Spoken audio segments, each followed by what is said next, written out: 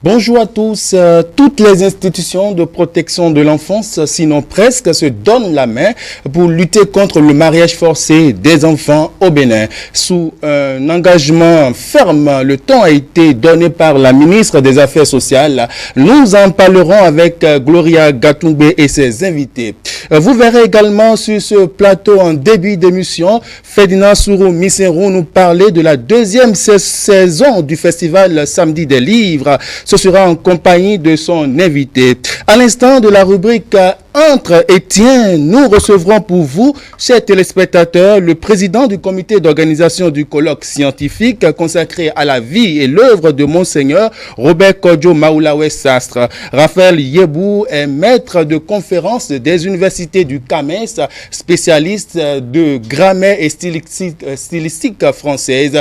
Il nous dira tout sur ce colloque qui démarre vendredi prochain à l'université d'Abomey-Calavi. Un petit détail en culture, Kadi nous embarque dans l'univers féerique et multidimensionnel de l'artiste Stega. Mesdames et messieurs, vous êtes déjà avec nous sur Eco 5 et c'est vous qui avez raison.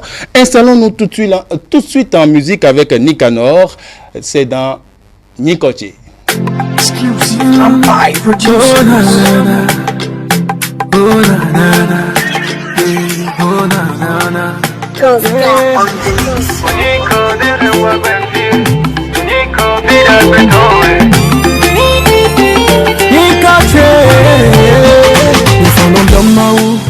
Ni ma oni coach you. Ijada gbe ma gberu ni feeling ni coach. But on now anunde. Where's on me from bodo kan yeho. Ọmọ no vina ni nude. Where's on me ronje be. Asome yezene. Wali no mini hinuko. Malo no me de susu. Ni ka e anami e o. Do ino sunyi kanu medi mele ye loko medi ika yere wa gbefi e bande anilamina yeah feeling me coach ajalo no feeling me coach feeling me coach ma u feeling me coach feeling me coach ma u feeling me kobo aduna donu yere il l'ho miro nuvano, poi l'ho miro teleno. Ye da gile ye madonu de, poi l'ho miro yatono. Wakpo, niko anami ochena. Adonu yeze wakoli anasoka mi ache. Kuli ona yeze wane, bo etawele kuche memau. Kwalo no mi bo, halina wakumya ye. I don't know mendele, but they tell me can you let go. Feeling coachy, chosen me good. Yeah, feeling me coachy. I don't know, feeling me coachy. Feeling me coachy. My own feeling me coachy. Feeling me coachy. My own feeling me coachy. I don't know, yeah.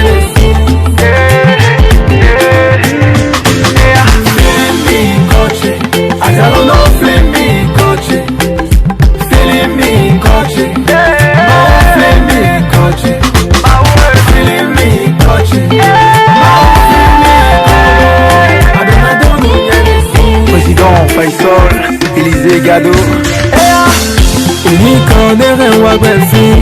Unico vida beton. Monsieur Massima Unico donano towe. Unico no suda roto. Unico de Wagbefi. Unico vida beton. Unico donano towe. Unico no suda roto. Unico de Wagbefi. Unico vida beton. Unico donano towe. Unico no suda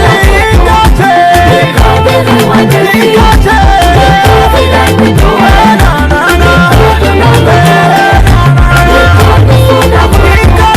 Unico de Wagbefi. Unico vida beton. Unico donano towe. Nico,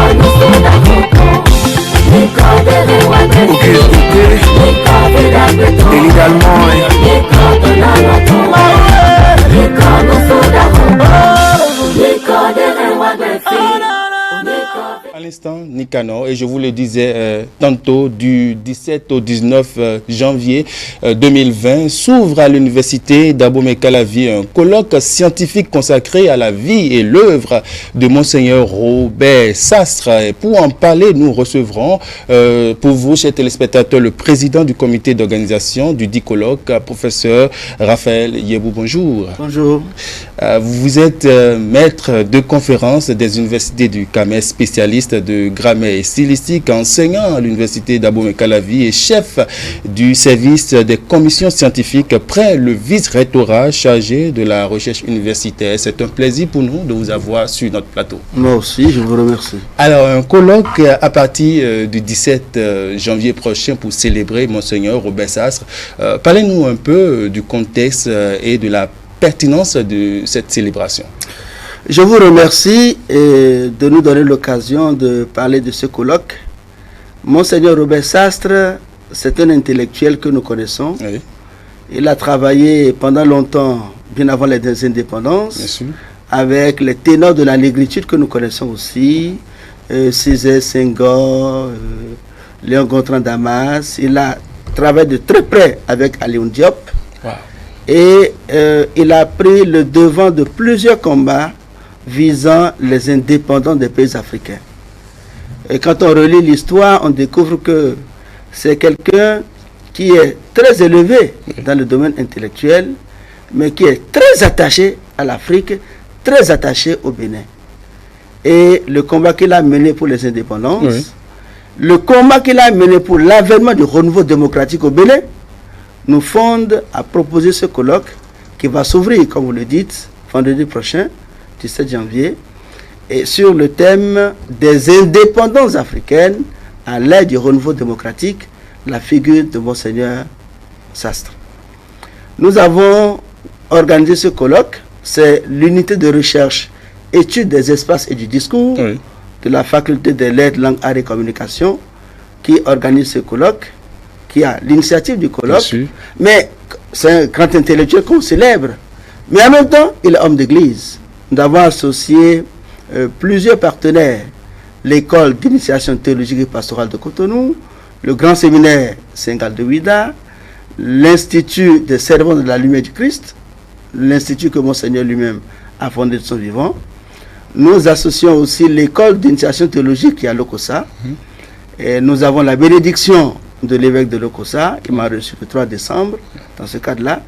Donc, avec tout cet ensemble que le colloque va s'ouvrir vendredi prochain pour rendre hommage à ce digne fils d'Afrique, à ce digne fils du Bénin, pour voir le rôle que l'intellectuel africain joue encore aujourd'hui, parce que les rôles se déplacent, hein. C'est pas tout la même chose. Avant les indépendances, l'intellectuel avait un rôle précis. Après les indépendances, les choses sont définies autrement. Mais aujourd'hui, quel est le rôle de l'intellectuel africain? Quel est le rôle de l'intellectuel béninois? Donc, nous voulons nous poser cette question-là et rappeler l'héritage que nous laisse Monseigneur Robert Sastre. Alors, on constate vraiment que c'est un moment de grande réflexion, un moment scientifique. Comment ce colloque va se dérouler et comment y participer? C'est un colloque qui s'étend sur 3 jours, 17, 18 et 19 janvier 2020. Il rassemble des anciens chercheurs venant du Burkina Faso, du Gabon, du Congo-Brazzaville, du Togo et du Bénin. Et ce colloque accueille tout le monde peut venir. Le 17 janvier, nous aurons la cérémonie d'ouverture. Après la cérémonie d'ouverture, nous aurons une conférence inaugurale sur la contribution de Monseigneur Sastre à l'avènement des indépendances africaines et à l'avènement du renouveau démocratique. Après cette conférence, nous allons nous éclater en atelier où les participants vont commencer à présenter leur communication en atelier. Dans l'après-midi, nous allons écouter 2 conférences présentées par 2 prêtres. Et après ces conférences, nous allons repartir en atelier pour travailler jusqu'à 18h. Et le lendemain, nous allons écouter une 4e et dernière conférence avant la cérémonie de clôture qui aura lieu dans l'après-midi. Mais le 3e jour, nous l'avons consacré à une visite. Nous nous sommes dit que nous ne pouvons pas parler de Monseigneur Robert Sastre dans un colloque à l'université d'Abomey-Calavi et ne pas aller sur le terrain. Nous avons décidé de nous rendre à Lokossa. Mais avant d'arriver à Lokossa, nous allons faire escale à Djanglamé. Djanglamé, c'est une localité non loin de Komé qui accueille un centre. Le centre que Monseigneur a créé pour les malvoyants. Nous allons passer un peu de temps avec les malvoyants. Nous ferons escale à Sé, où il y a le noviciat des servants de la lumière du Christ, l'institut que Monseigneur a créé, avant d'aller à Lokossa pour nous incliner sur sa tombe. Nous allons faire tout cela en mobilisant beaucoup de participants, mais beaucoup de jeunes. Nous voulons que les jeunes étudiants, les jeunes doctorants participent nombreux à cette manifestation. Donc tout le monde peut venir, mais on a besoin de préparer les choses pour les questions de logistique. Bien sûr. Ceux qui vont obtenir le matériel de travail, bénéficier des pauses café, pauses déjeuner, et effectuer le voyage, on leur demande une contribution financière. Il faut qu'ils donnent 600 étudiants, ils vont donner 15 000 francs, mais les autres participants sont invités à contribuer à hauteur de 30 000 francs pour nous permettre de faire face à ces dépenses-là. Oui, oui. Parlez-nous un peu des attentes vis-à-vis de ce colloque-là. Nous voulons d'abord que le 20e anniversaire de l'entrée dans l'éternité de Monseigneur Robert Sastre soit situé dans la trilogie que représentent les 20 ans de son décès, les 30 ans de la Conférence nationale du Bénin et les 60 ans d'indépendance de notre pays. Ensuite, nous avons le souci de faire un peu le point du rôle de l'intellectuel dans la construction de la cité. Monseigneur s'est battu, comme on le sait, pour l'avènement des indépendances, pour l'avènement du renouveau démocratique. Mais quel est le bilan qu'on peut faire de la contribution de l'intellectuel aujourd'hui? Et quelle est la part que l'intellectuel peut prendre de nos jours dans la construction de la cité? Est-ce que l'intellectuel est sûr de jouer ce rôle? Est-ce que nous nous préparons à laisser un bon héritage à la postérité? Nous nous posons ces questions-là. Mais enfin, nous voulons que ce colloque ne marque pas la fin du processus. Ce sera plutôt le début de notre processus, parce que nous avons l'intention de créer un cadre d'échange, de formation.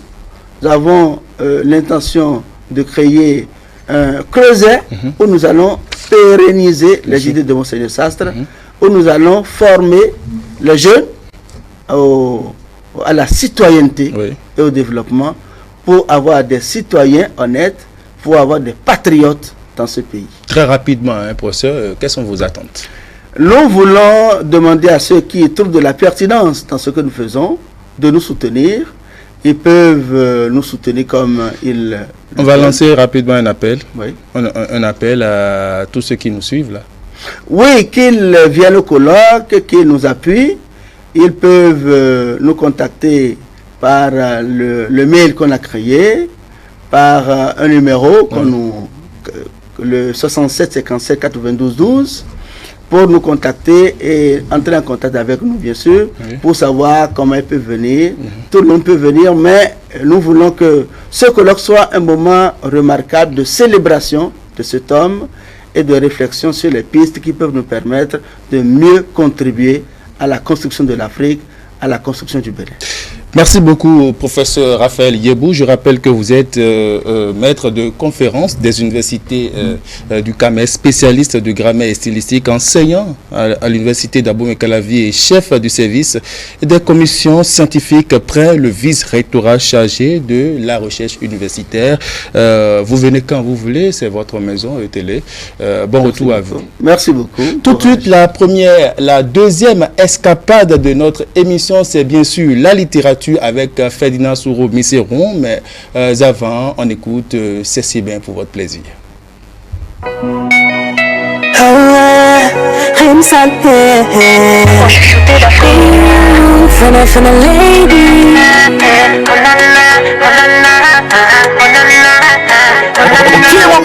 Je me bats, je renie pour y arriver.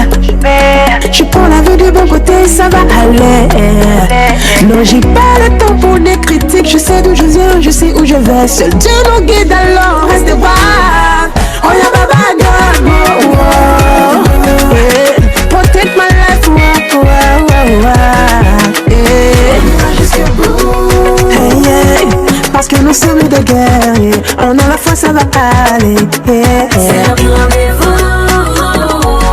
Vas-y mon frère, faut te lever. Garde ma soeur, le point levé, yeah. Ça c'est les moments, c'est les moments, c'est les moments, ça c'est les moments, c'est les moments, c'est les moments. Comme un enfant commence à quatre pattes, il se lève et puis retombe pour apprendre à tenir debout. Si tu trébuches face aux obstacles, mon frère, faut pas abandonner. Lève-toi et puis avance, ton temps vient.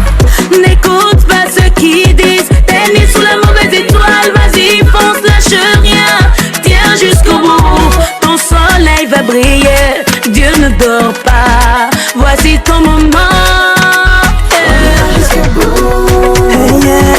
Parce que nous sommes des guerriers, on a la foi, ça va aller, yeah. C'est le rendez-vous. Vas-y mon frère, faut te lever. Garde ma soeur, le point levé, yeah. Ça c'est les moments, c'est les moments, c'est les moments,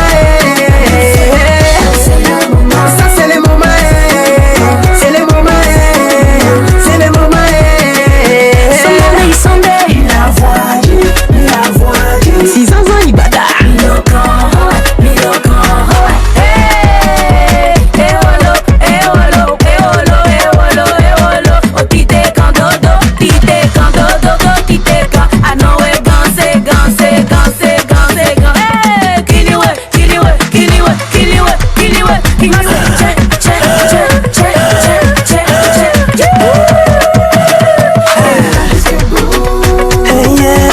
Parce que nous sommes des guerriers, on a la foi, ça va aller, yeah. C'est le rendez-vous.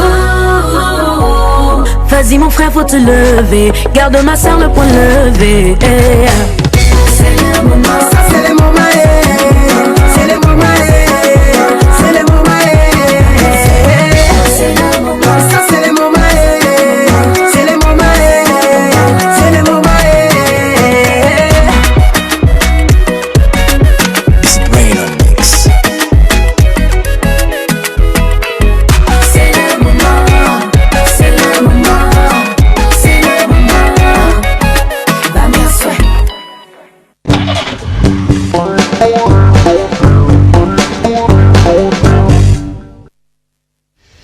À l'heure de la littérature, nous recevrons le vice-président de la commission éditoriale du festival Samedi des livres, monsieur Simon Kokou Djokotoé. Bonjour. Bonjour.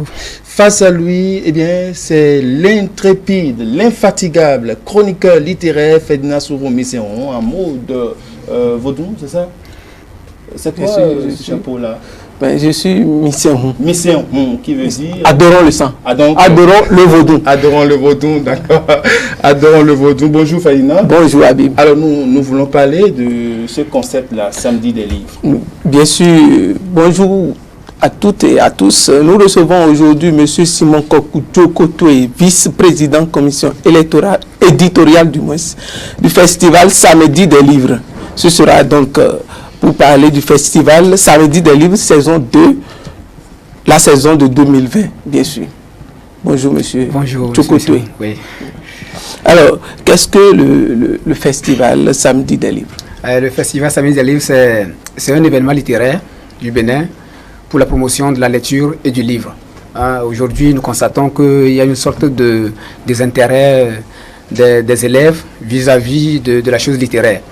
Alors qu'il y a des écrivains béninois qui produisent des livres qu'il faut mettre en valeur. Donc, on a constaté qu'il y a en fait cette valorisation-là du livre béninois à l'intérieur du pays.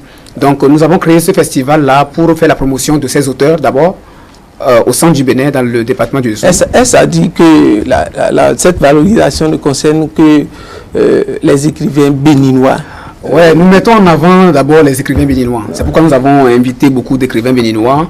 Abdel Hakim Lalei, Florent Eustache Ressou. Excusez-moi, je suis un peu là. Florent Eustache Ressou. Donc, il y a des écrivains comme ça qui ont écrit de très bons livres, mais que le public de l'intérieur du pays ne connaît pas.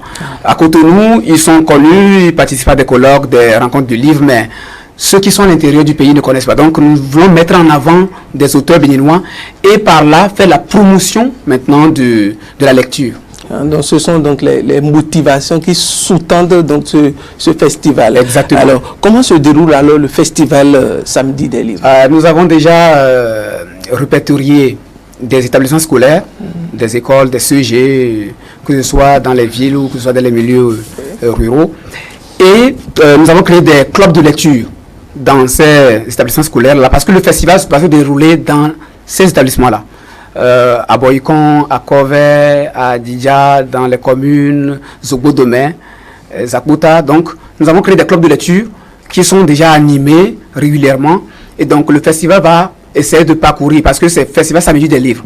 Et c'est chaque samedi du mois de février. Alors, et nous parlons actuellement de la saison 2 de ce festival-là. Et ce qui voudra signifier qu'il y avait eu par le passé la saison 1, numéro 1. Oui. Alors, et comment elle s'était déroulée cette saison-là? En fait, nous avons fait notre première saison juste dans la commune de Boycon. Mais cette édition de 2020, la deuxième saison, nous avons fait une innovation, c'est-à-dire que nous ne voulons pas seulement rester dans la commune de Boycon, mais aller au-delà. C'est pourquoi nous avons répertorié des établissements scolaires de ces communes que je viens de citer, Covey, Zakbouta et autres là. Donc, l'innovation, c'est que nous allons au-delà de... Alors, quels étaient les résultats auxquels vous étiez parvenus? Ouais, vous savez très bien que si vous mettez le livre au centre, parce que on parle qu'il y a un désintérêt de la lecture, mais les élèves n'avaient pas accès au livre. Les élèves ne rencontrent pas les écrivains. Alors, lors de notre première saison, puisque les écrivains étaient venus, puisque nous avons fait des activités autour du livre avec les enfants, les enseignants ont été impliqués dans l'événement. D'abord, les parents d'élèves se sont réjouis, les élèves eux-mêmes se sont réjouis parce qu'ils ont trouvé beaucoup d'intérêt à voir les enseignants qui lisent, qui les accompagnent, tout ça. Donc eux-mêmes, ils sont fiers. Et puis on a vu que les enseignants eux-mêmes maintenant, ça leur permet, parce que la littérature, ça permet une sorte de...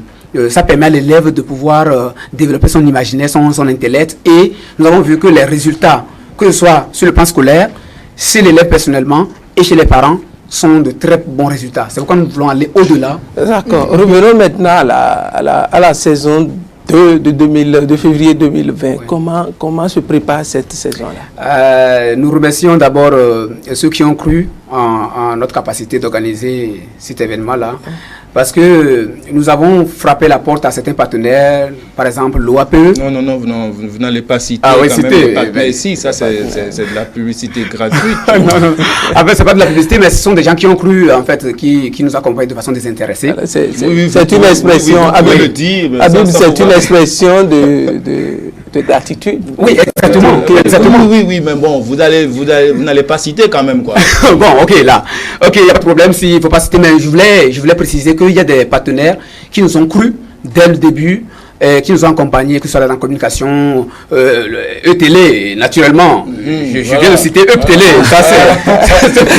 C'est pour dire que vous nous avez aussi accompagnés, en fait, vous avez cru en cet événement-là. Et donc, nous avons essayé de mettre comme je l'ai dit au début, nous avons mis des clubs de lecture dans les établissements scolaires. Il y a déjà des événements qui se passent, que ce soit des rencontres autour du livre, les auteurs qui doivent venir. Nous avons mis des rencontres autour de leurs livres, déjà qu'ils viennent présenter tout ça. Donc, nous avons mis une sorte de programmation.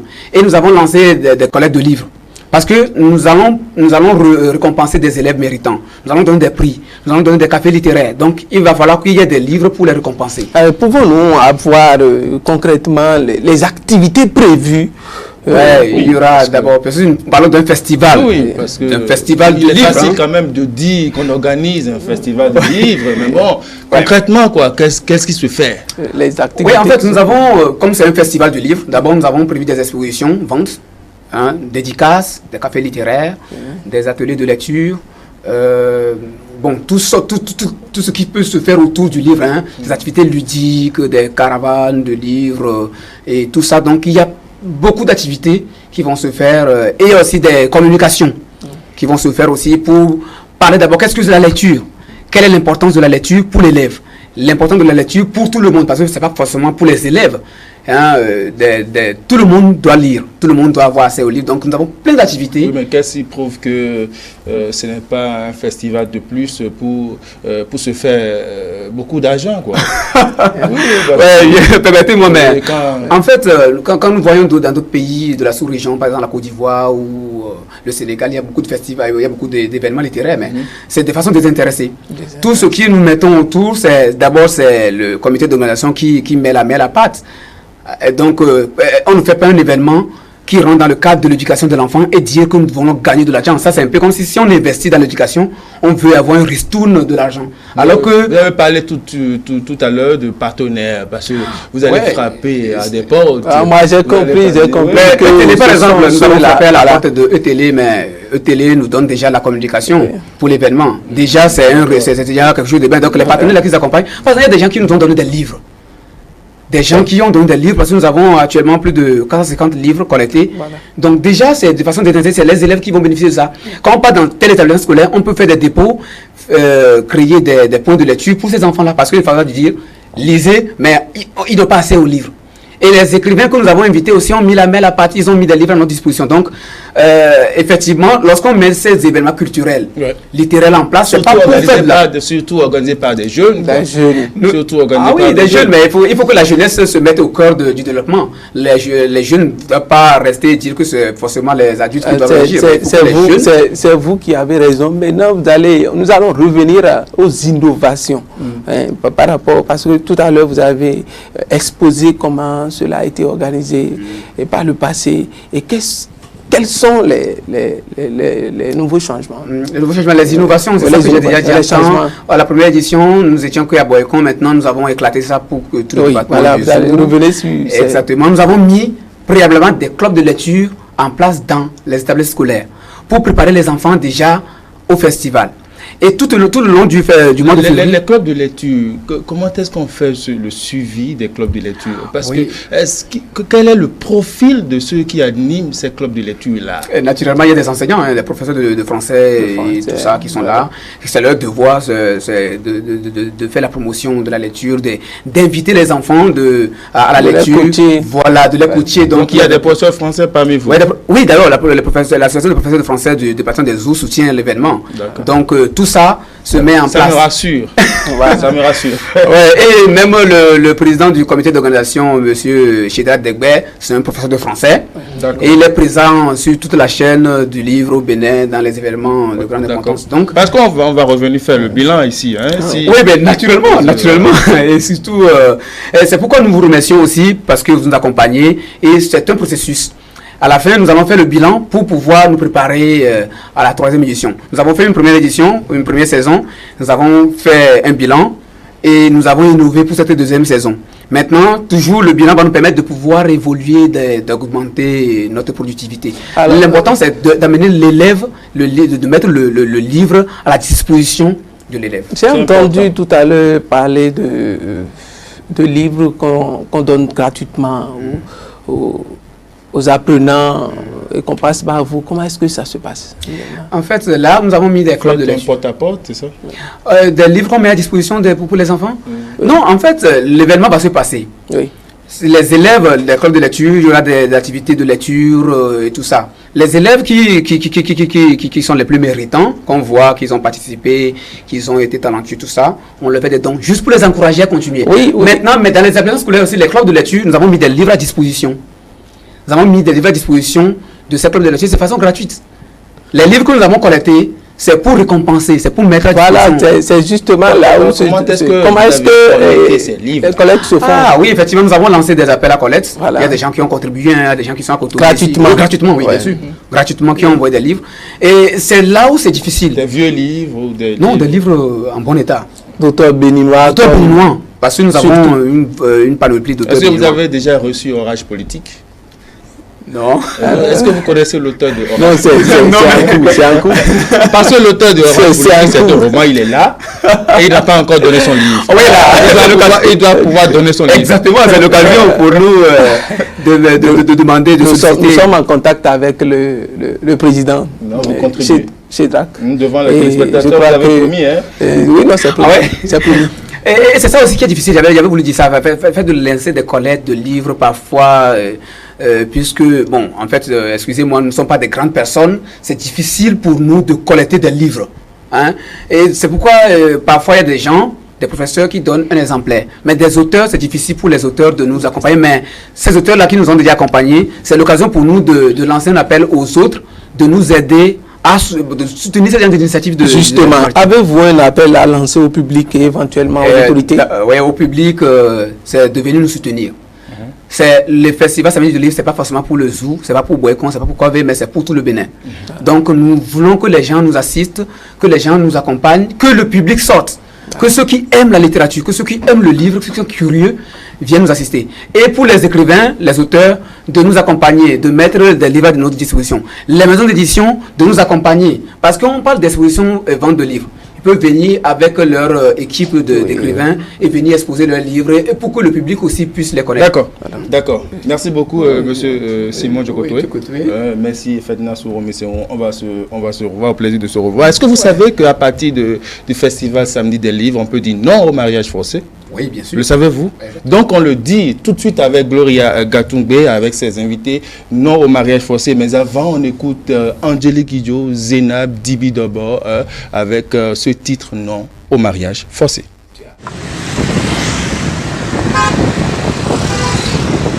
Oh, baroudou bi mi tanlé, oh, baroudou bi mi tanlé, mi wallo.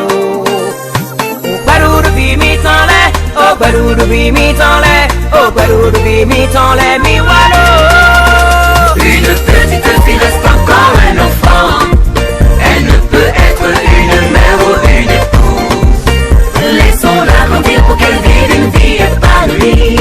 Disons non, disons non, au mariage des enfants. Yeni wewe kodo ya suwe, boda suwe ton, pa utuna no lana ye. Yekana ule ye ganu bose na papa da ore e na gbazi da kona bo viere no jeje ke to asukwe mi gbe iudo bi pe mo duro ke ya iba iudo bi pe ma kuro we ibaba pasa barote un pa iba pa ika ure ba bi pe ma mora kun.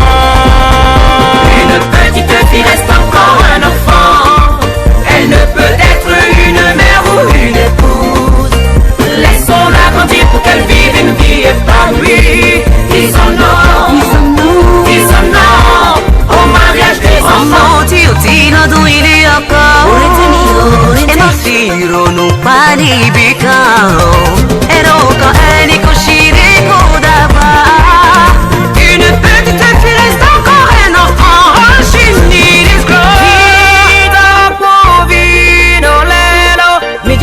Mi massa vi mi ton leo Dia vi mi ton le Weni dokunu Di bella Dia vi mi ton le Weni so Mi ton Mi gualo ni villa. Laissons-la grandir pour qu'elle vive une vie épanouie. Disons non, disons non au mariage des enfants. Et mi gba me finele soir. Et mi masona suome. Mi tochu filet. Visona soir. Me chami gba. Me bini chite. Ya kwa we sona soir. Mi gbelo. Au mariage des enfants.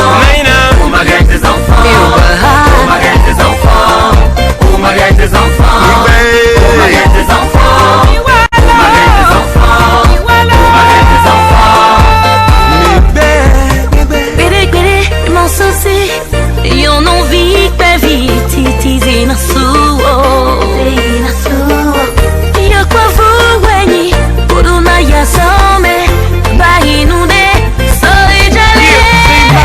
Nek bomba filet koda nonu. Mazin beko no zenasu. Nek bomba papa de la no foji bono ze vietron yo no le bono sadu. E ma kale banyinu janunde.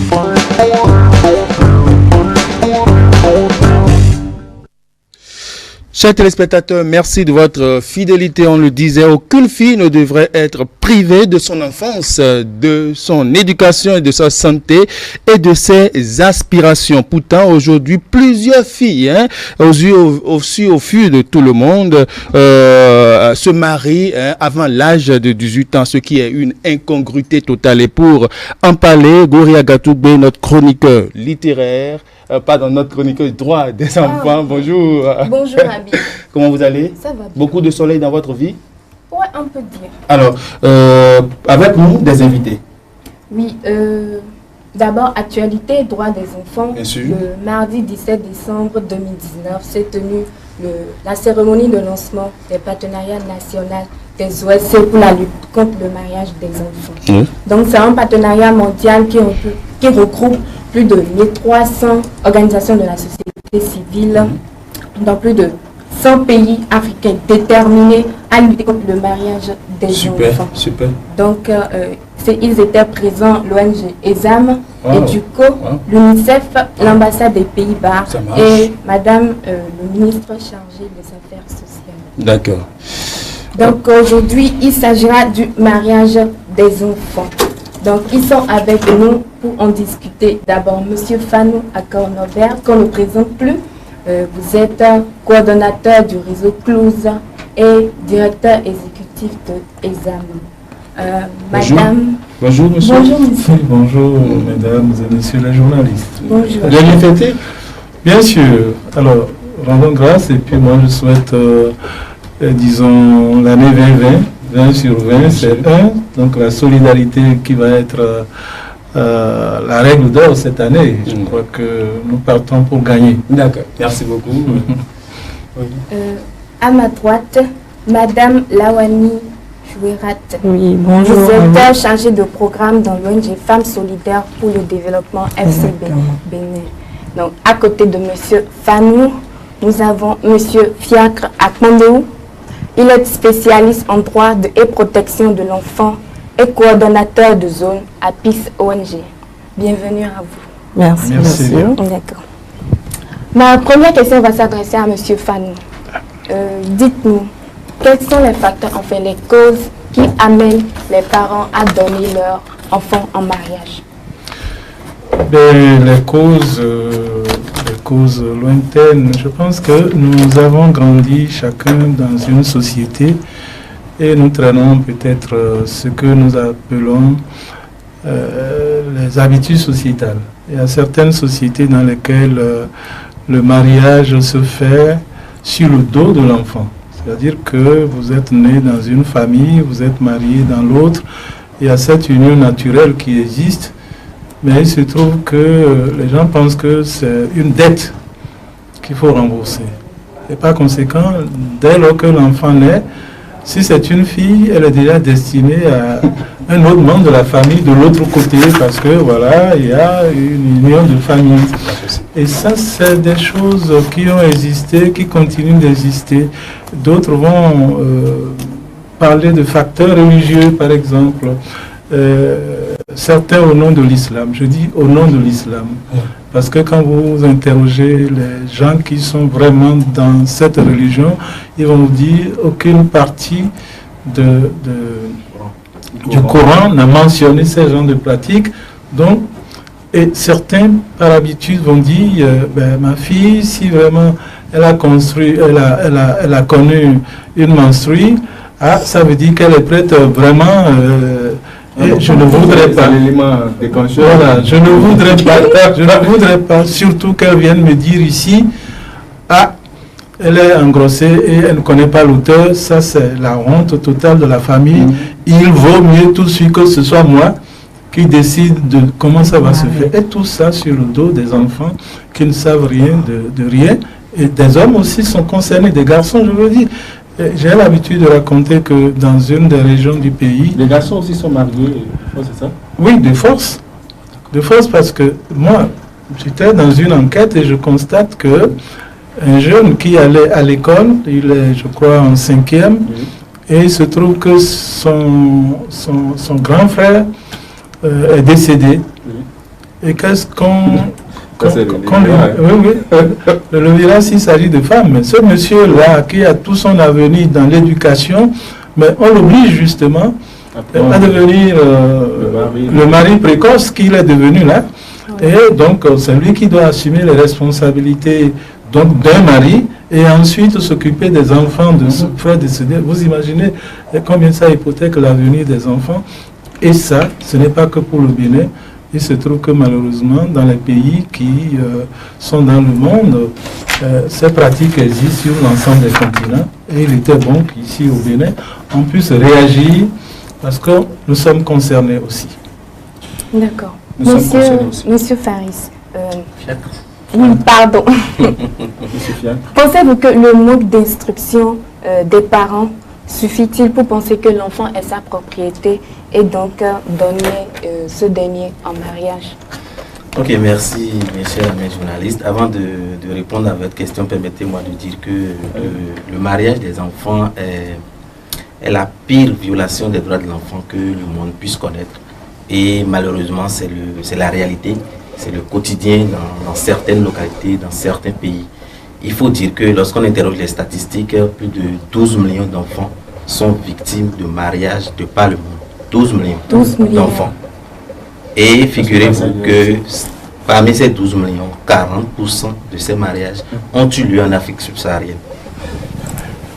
Lorsqu'on descend un peu, qu'on vient au Bénin, la triste réalité est que si on prend entre, comment appelle-t-on, 100 femmes âgées de 0 à 18 ans, figurez-vous que 31 sont mariées avant l'âge de 18 ans. C'est beaucoup. Au Bénin. Et il y a plusieurs facteurs qui cautionnent cela. Et parmi ces facteurs, il y a le niveau d'instruction qui joue un rôle primordial.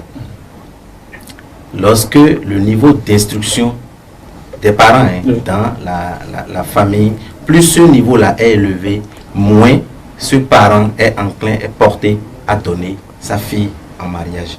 Parce que l'instruction, vous le savez tous, ça nous permet d'acquérir de la connaissance, d'élargir notre champ de vision et de mieux comprendre en fait le monde, les réalités sociales. Donc pour répondre à votre question, il faut dire que le facteur instruction est un facteur capital quand on parle de mariage des enfants.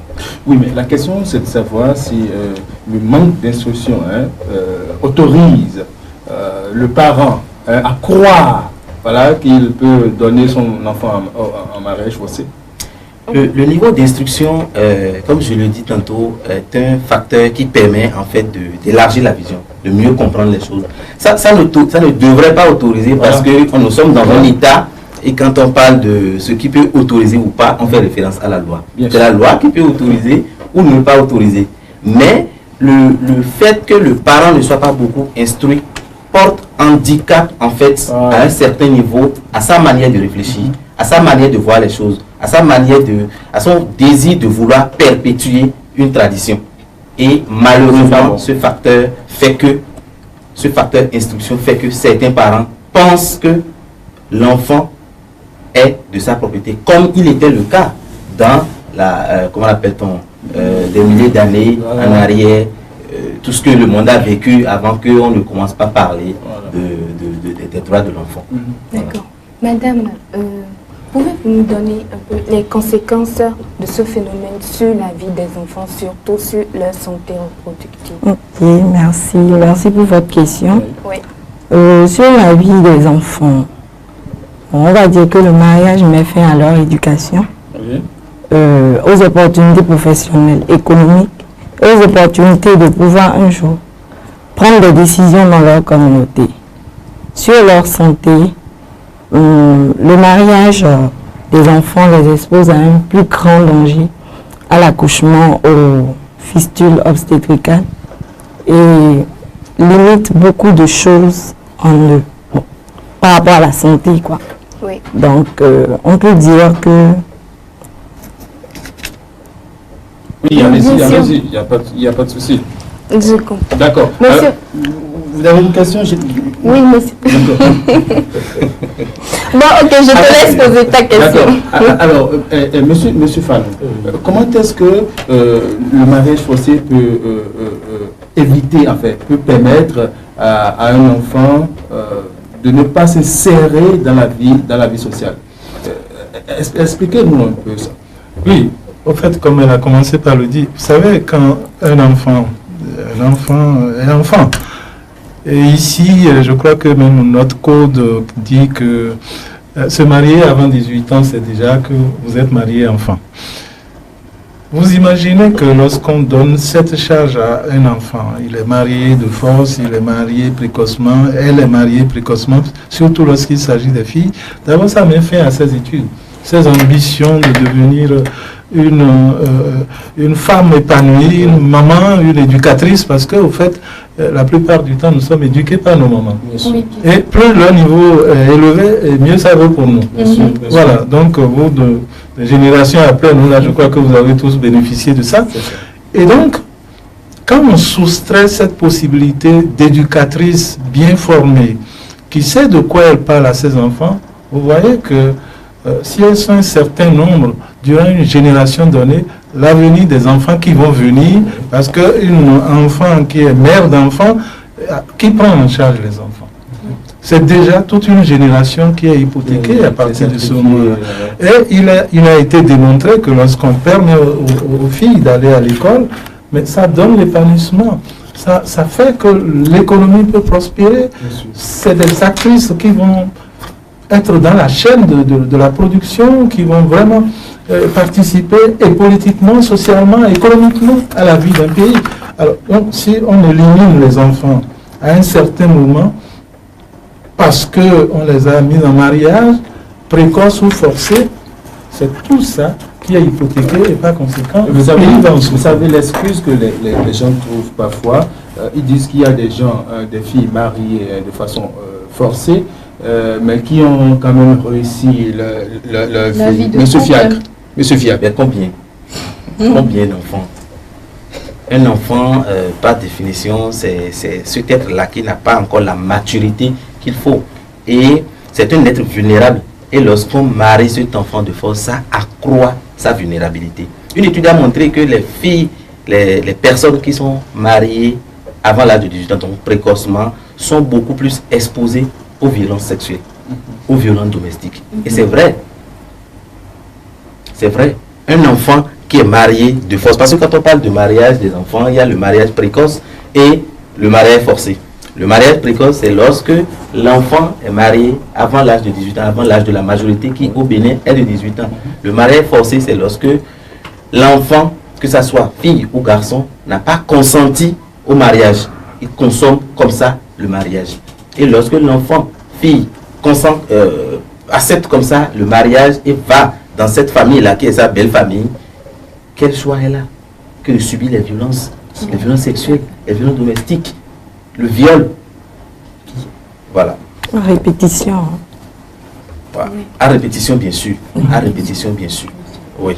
On revient définitivement sur la question de la divulgation du code de l'enfant, qui n'est pas toujours connu par le grand public et surtout par les parents.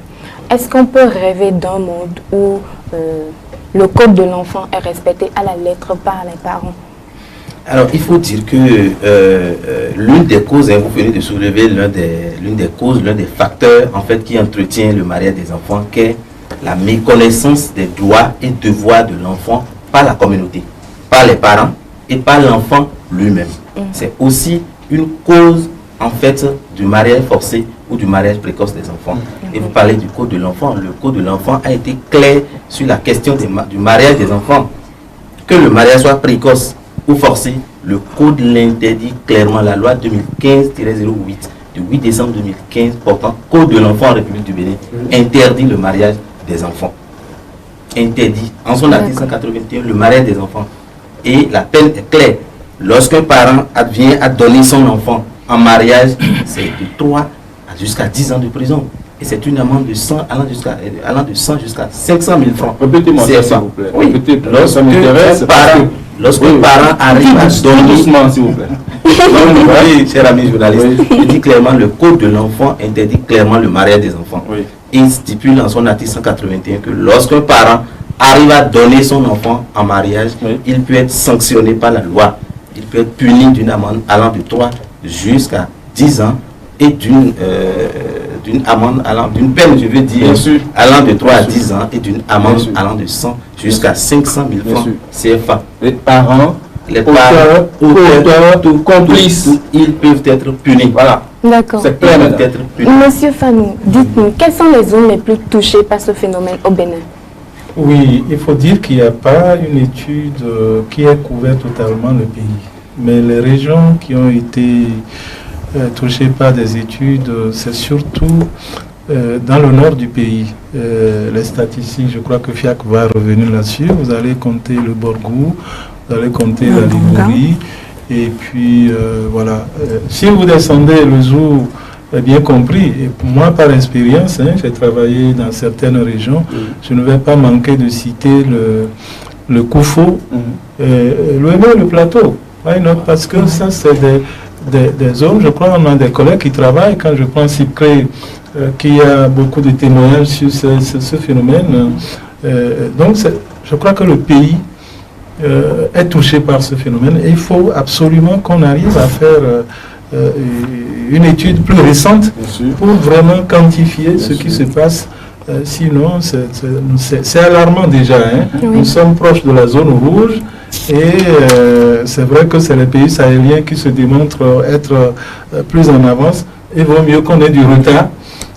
Là, en statistique, mais des vraies statistiques qui prouvent que nous avons du retard parce que c'est pas excellent de dire que nous avons un taux de mariage de 60%. Ce partenariat va nous situer sur ces questions-là, n'est-ce pas? Absolument. Oui, et justement, parlons de partenariat, nous allons y revenir tout à l'heure. Madame, dites-nous, en quoi consiste ce partenariat et quels sont les objectifs? Ok, merci beaucoup. Ce partenariat n'est d'autre que la suite logique de la campagne Tolérance Zéro, qui a été lancée en 2017 et qui a pour objectif de créer un environnement favorable à l'adoption des comportements visant à protéger les enfants et à lutter contre le mariage. Donc, compte tenu des situations alarmantes qui se font en matière de mariage des enfants, et ce partenariat vient renforcer la position de chaque acteur pour des actions plus visibles dans ce domaine, pour lutter contre le mariage des enfants. Voilà un peu ce que veut faire ce partenariat national. L'objectif principal de ce partenariat. Voilà, exactement. Merci beaucoup. Monsieur Fanou, quelles sont les mesures mises en place pour l'atteinte de ces objectifs?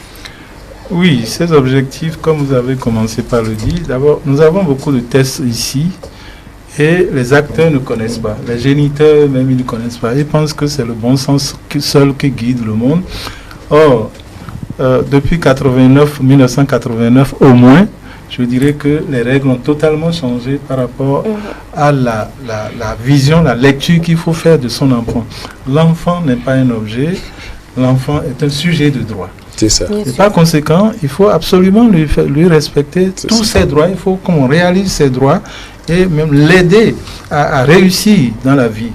Aujourd'hui, les gens en font des objets et c'est ça. Il faut d'abord commencer par sensibiliser de mon point de vue et je crois que les médias vont nous y aider.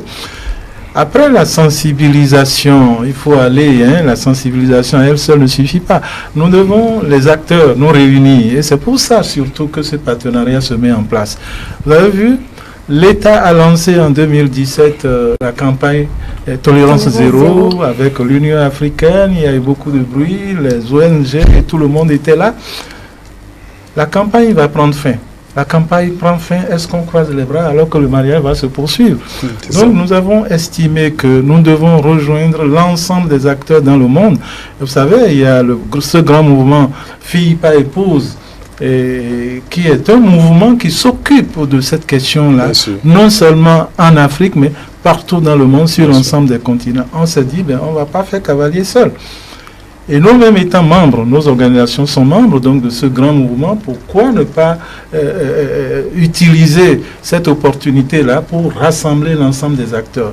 Et quand je parle de l'ensemble des acteurs, c'est d'abord l'État lui-même. l'État est toujours le premier responsable. Bien sûr. Et nous qui sommes des auxiliaires pour permettre à l'État d'améliorer ses assiettes, d'avoir de meilleurs résultats, on s'est dit oui, les OSC, les organisations de la société civile qui vont porter vraiment tout cet engagement, mais aussi ceux qui sont ici, les partenaires techniques et financiers qui nous accompagnent, les ONG internationales qui sont membres ou non, mais qui sont là pour des raisons bien spécifiques. Mettons-nous ensemble et partageons une vision, définissons une stratégie et avançons ensemble. Donc personne ne sera laissé de côté, comme le disent les ODD, les objectifs de développement durable. Donc nous sommes ensemble embarqués pour réussir cela. C'est un défi. C'est pas un défi pour les hommes, c'est pas un défi pour c'est pour l'ensemble des acteurs et notamment les organisations de la société civile. Celles qui n'ont pas entendu nos cris, je crois que il faut qu'elles nous rejoignent parce que ça là, c'est notre terrain. Il faut qu'on laboure cela et c'est comme qu'on laboure cela ensemble. C'est comme ça que le Bénin... C'est un défi aussi pour la presse. Oui, la presse, bien sûr. Bien sûr. Donc, c'est tous on est embarqués. Faisons en sorte que nous puissions réussir. D'accord. Monsieur Apondé, la participation des jeunes à ce combat est très importante. Comment impliquer véritablement ces jeunes-là à participer? C'est la toute dernière question. Hein. Oui, je pense que c'est un bon angle d'attaque. Oui. Il est important d'impliquer aussi bien les jeunes que les enfants dans cette lutte-là. Et c'est pour cela que le partenariat va s'investir à informer, sensibiliser et former surtout les jeunes sur les droits et devoirs de l'enfant. Former les enfants et les jeunes sur les droits et devoirs de l'enfant afin que ces enfants-là puissent avoir la bonne information. Parce que n'oublions pas, lorsque l'enfant, sur des questions, on sait tous que qu'on appelle la question de la sexualité est une question taboue dans les familles en Afrique et au Bénin. Et lorsque l'enfant n'a pas la bonne information à la maison, il va la chercher dans la rue, soit à l'école. À l'école, mais pas avec ses enseignants pour avoir la bonne information, mais avec ses pairs. Donc, lorsque même avec ses enseignants aussi, parce que il y a... s'il va chez les enseignants, là au moins on est sûr qu'il aura de la bonne information. Mais le travail est que l'enfant aille chercher cette information auprès de ses pairs qui aussi n'ont pas la bonne information. Donc, ne vont que lui donner la part d'informations corrompues que eux, ils ont. Et l'enfant va utiliser cela. Donc, le partenariat va s'investir à former, sensibiliser les enfants et les jeunes, en droite ligne d'ailleurs avec l'axe numéro 1 de la politique nationale de protection. Sensibiliser les parents aussi. Oui, tout à fait. Voilà. Les parents. Oui, parce que les parents ont un rôle très important dans ce processus. Merci. Surtout les parents, excusez-moi, surtout les parents non instruits. Ce partenariat va les sensibiliser plutôt en langue. Ok, d'accord. Voilà, pour que le message puisse passer parce que ils ne sont pas forcément allés à l'école, donc ils ne savent pas leurs devoirs envers leurs enfants. Donc il est préférable que la vulgarisation des textes, surtout le code de l'enfant, soit fait en langue pour les amener à la cause. Merci. D'accord. Merci à vous, Gloria. Oui, merci à toi, Habib. Merci à vous, chers invités. Merci. L'enfant n'est pas un objet. Il est un sujet de droit. Voilà, c'est ça. Tout est dit. L'enfant est un sujet de droit. Nous allons recevoir tout de suite Latis Stega avec Kadi qui brille de mille feux. Vous allez le constater tout à l'heure, chers téléspectateurs. On écoute un son de cet artiste, on revient.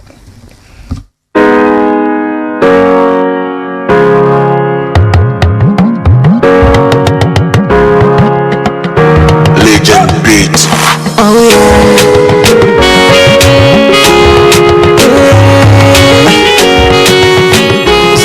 yeah. Liniero tameno mio supo gege we son karon fonzonzo. Manon li merde zignagna parce que maro tan. Akuno ni vetame zakaze karanye no pense. Mai no combo keze ziwe zo karanye no kan. We no wero moliwe beto debo con tolote. Wero moliwe ni veshuwe karanye no mandose. We no wero moliwe beto debo con tolote. Wero moliwe ni veto me karanye no mandose. Oh my God, faut accepter. Peu importe ce qu'ils vont faire, faut tout casser. Bono mio tenita, nita, nita, mio tenita, ta, ta. Quello mio tenita, nita, nita, mio tenita, ta, ta. Yeah. Mio tenata, nata, nata, mio tenata, ta, ta. Pour toujours mio tenata, nata, nata, mio tenata, ta, ta. Yeah. Hey, Joe.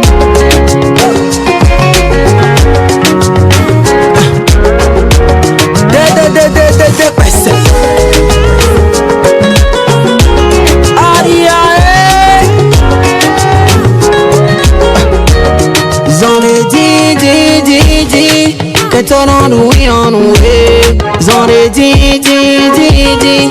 Say on the way on the way.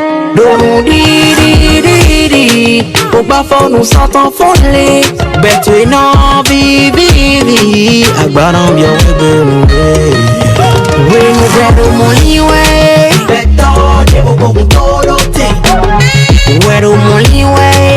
Ni va jouer tere ino mandansi. We nous verrons mon liwe. Wero moliwe, nivetombe kere inumbandose. Oh my God, faut pas accepter. Peu importe ce qu'ils vont faire, faut tout casser. Bono mio tenita, nita, nita, mio tenita, ta, ta.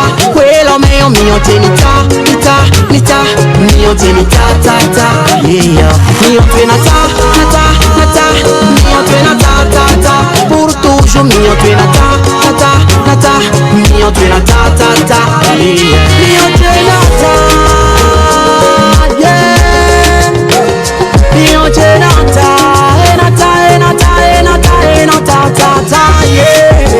Force, enata, manifestio, enata, enata, enata, enata, enata, ta, ta, ta, ta, ta.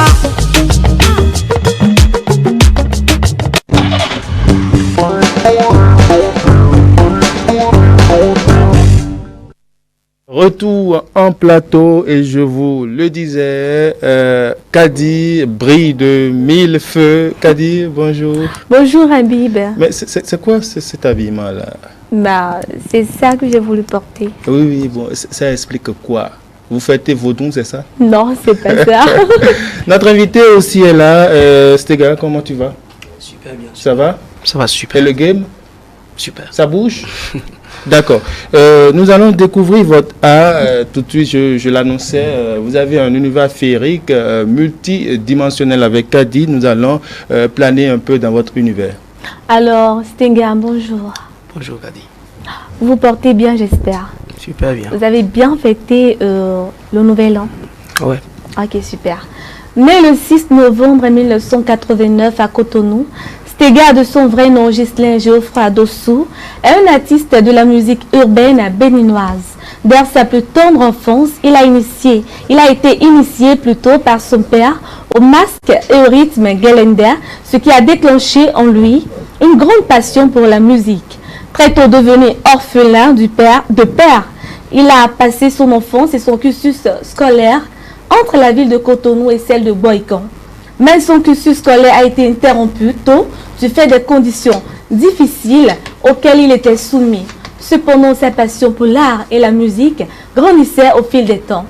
En 2006, avec la collaboration de plusieurs artistes tels que Amos Mochor, alias Synchrone, Miguel D, Master Kid, etc., il fait son entrée sur scène, ce qui fait parler de lui dans l'arène du rap béninois à travers plusieurs singles jusqu'en 2017 où il décide d'embrasser une carrière solo. Il sort sans plus attendre son premier single intitulé Forfik Baché, qui a été très apprécié de tous les mélomanes. Quelques temps plus tard, il sort un autre single intitulé Mon Feu, qui fait aussi son bonhomme de chemin. Alors, Stega, parlez-nous de vous en quelques minutes et dites-nous pourquoi avoir choisi comme nom d'artiste Stega. Merci. Je voudrais d'abord souhaiter mes meilleurs vœux à tout le plateau. Merci. Et aux très chers téléspectateurs aussi. Oui. Je pense que vous avez déjà tout dit par rapport à moi. Tout ce qui reste à dire, c'est que je suis un homme de projet. de projection, donc tourné vers l'avenir, vous voyez. Je suis vraiment un homme du présent. Je suis très peu un homme du passé. Très simple. Je ris beaucoup, j'aime les blagues, j'aime beaucoup apprendre des autres aussi. Voilà. Ok. Et dites-nous, pourquoi avoir choisi comme nom d'artiste Stega? Stega, oui. Visiblement, ça n'a rien à voir avec mes prénoms. Parce que y a Dossou que moi j'aime bien. Dossou c'est quand même de chez nous quoi. Ouais. Dossou, imaginons quelqu'un qui s'appelle Dossou dans le game quoi. Voilà. Mais il y a Ghislain aussi qui est Stega. Mais pourquoi Stega? Ouais. En fait, je dirais que c'est l'amour que j'ai pour mon feu père et pour mes amis aussi qui m'ont poussé à choisir ce nom Stega, puisque je me rappelle qu'un jour, on voulait aller jouer quelque part, moi et mon feu père. Et puis, j'étais en inspiration. Ouais, j'étais en inspiration. Et puis, il m'a observé comme ça. Il a dit, Akoro Stega. Vous voyez un peu, non? Ah, d'accord. Donc, j'ai gardé ce truc de lui. Et puis, bon. Et quand avec les amis aussi, Stega, comme c'est comme ça. Ça veut dire, Akoro Stega, ça veut dire quoi? Jean Akoro Stega. Non. Jean Akoro. Tu as fini de fumer? Même pas. Tu as une inspiration, tu es concentré. Ah, tu es concentré. Oui, quand souvent moi je... Voilà. D'accord. Voilà. D'accord. Ok. Quel style de musique faites-vous et pourquoi avoir choisi de faire la musique? Je fais de l'afro-urbaine. Ok, d'accord. Ah oui. Pourquoi la musique? Moi, je pense que la musique c'est plus qu'une passion pour moi. Okay. C'est la musique, c'est la nourriture de l'amour chez moi personnellement. Puisque la nourriture de l'amour. Oui, chez moi personnellement. Ah d'accord, je ne comprends pas. En fait, elle nourrit l'amour. L'amour que j'ai pour mon Dieu. Ah d'accord. Elle nourrit l'amour que j'ai pour mon Dieu. En plus, l'amour que j'ai pour moi-même en personne. Et aussi pour ceux mais l'amour que vous avez pour votre Dieu, c'est la fidélité qui doit nourrir cet amour, la fidélité, le respect de la parole divine. Oui. Mais comment est-ce que pour vous la nourriture, c'est pour cela que je dis que vous êtes dans un univers féerique, vous nous faites planer. Comment est-ce que la musique peut nourrir l'amour de Dieu? Vous savez, la musique c'est un accélérateur d'ouverture de l'âme, vous voyez. La musique, en fait, c'est... Pour moi, personnellement, c'est quelque chose de spirituellement. Spirituel, vous voyez. Vous voyez. Et les nourritures qu'on mange ici, qu'on a l'habitude de manger, c'est pas en fait ça la vraie nourriture. Vous voyez. Je vois raison. Le lien que vous faites avec votre musique et votre nom d'artiste. Voilà. Vous voyez le lien, c'est-à-dire Stega qui fait de la musique, dont il s'en sert pour montrer à son Dieu que c'est ça. C'est une mission. Okay. Alors Stega, avant de continuer, on va savourer en quelques minutes votre belle voix. Chantez-nous quelque chose. A cappella. Liniero tameno mio supo gege wezon karon fonzanzan Manon li mede si yan parce que mano tan Aklu non li ve chomi zankeze kere yen no pense Mai no combo geze si wezon kere yen no kan Wenu wero moliwe betore voko huntorote Wero moliwe ni ve choué kere yinon banansi Wenu miro moliwe betore voko huntorote Wero moliwe ni ve tombe kere yinon banansi Et wezo mono Oh my God, faut pas accepter Peu importe ce qu'ils vont faire, faut tout casser Pono mio chenita, nita, mio chenita, ta. Welo mio chenita, nita. Vous m'accordez? Mio chenita, ta. Hey, mio chenita, nata.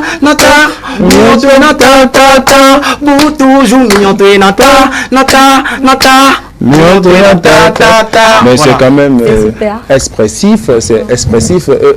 Cette chanson appartient à quel registre pour moi? Pour moi, vous donnez à voir aux mélomanes une chanson d'espérance. Voilà. Il faut qu'on espère en l'avenir. Il faut qu'on espère. Il faut qu'on y croit. Voilà. Il faut qu'on y travaille obligatoirement, n'est-ce pas? Vous avez tout. Alors, votre single Fofik Baché, ouais. Qu'est-ce qu'on en dit? Fofik Baché, déjà, c'est en 2000, je me rappelle bien, en 2017 ou bien, en 2017 je l'ai fait. Et la vidéo a été tournée en 2018 par Bossampi. C'est un morceau, c'est aussi une prière. C'est aussi une prière, un son d'espoir. Et dans ce morceau, franchement, j'ai essayé de parler de deux trucs en même temps. Vous voyez, je suis en Fofik Baché ni Madjeto et en plus demander à Dieu que Fofik Baché ni Madjeto. Ça veut dire c'est deux choses en fait. Et quelle est la différence? La différence c'est que pour Fofik Baché ni Madjeto. En même temps, je fais une prière. En même temps, je fais une prière. Je demande à Dieu que vous ne voulez pas voir éteindre votre étoile. Voilà mon étoile. Et en plus de ça, pour mes trucs là, mes frères, nous les garçons, que ce truc là, vous voulez être viril. Voilà. D'accord. D'accord. Alors Stega, malgré l'interruption de votre cursus scolaire, vous n'avez pas renoncé à la musique. Qu'est-ce qui vous a motivé à continuer? C'est l'amour que j'ai pour la musique, pour mon Dieu. Ok. Alors, à part la musique, vous êtes graphiste. Comment arrivez-vous à concilier ces deux genres? Je pense que le graphisme aussi c'est un art. Ça fait partie aussi de l'art. Et ça m'aide à faire truc là, genre, surtout dans ma carrière musicale, vous voyez. Et c'est pas difficile pour moi de faire les deux ensemble, puisque déjà un artiste qui chante a besoin d'un cover, des affiches, vous voyez. Donc moi je me retrouve dedans quand même. Je me retrouve très bien dedans. Ok. Quel est votre objectif? Vous avez des objectifs? Alors, parlez-nous-en. L'objectif mon objectif précisément c'est d'amener ce drapeau, notre drapeau, très loin. Non, ce que vous dites là, c'est vague. Vous n'êtes pas le président de la République pour amener le drapeau très loin. Déjà, Dieu m'a donné un instrument, quelque chose. Et c'est ce truc que Dieu m'a donné là. C'est avec ce truc que je vais amener notre drapeau. Oui, notre drapeau, du point de vue musical, c'est ça. Point de vue musical. Vous voyez, tout le monde a besoin de percer. Nous ne sommes pas des perceuses, mais nous voulons percer ou bien. Donc notre pays aussi a besoin de percer. Donc moi je veux percer. L'objectif de percer, d'aller au sommet. Donc je ne peux pas aller au sommet seul, je ne peux pas aller au sommet seul. Je vais aller au sommet avec mon drapeau, avec ma couleur. C'est-à-dire que vous voulez représenter le pays à travers le monde entier. Voilà, c'est votre objectif. Mais comment est-ce que vous y travaillez? Parce que une chose est de vouloir et l'autre chose est d'y travailler. Quel est votre plan? Quelle est votre stratégie? Quelles sont vos méthodes?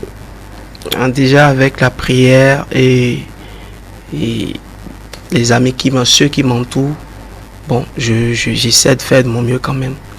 Parce que l'objectif reste. Amen.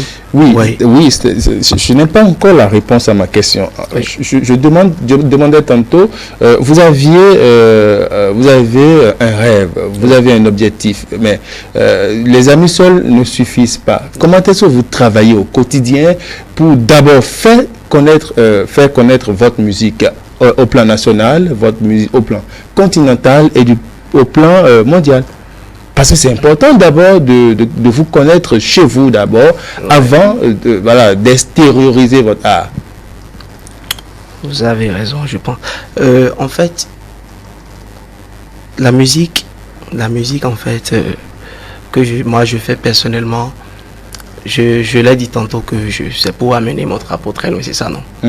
Voilà. D'abord, moi je pense que l'image, pour le moment je travaille sur mon image. Voilà. Je travaille sur mon image.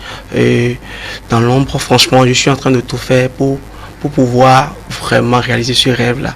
Vous voyez, je fais beaucoup de choses. Il est vrai que il n'y a pas assez de financement, il n'y a pas les moyens. L'éternelle question de financement. Voilà, il n'y a pas les moyens, mais on essaie de faire notre mieux quand même. En tout cas, moi, je sais ce que j'ai à faire pour pouvoir réaliser ce rêve-là. Ok, d'accord. Je connais des artistes qui se donnent comme pour objectif de faire 2 ou 3 ou 4 concerts dans l'année. Vous avez ces objectifs-là aussi? Si. Remplir le stade de l'amitié, peut-être? Si, c'est le rêve de tout artiste béninois.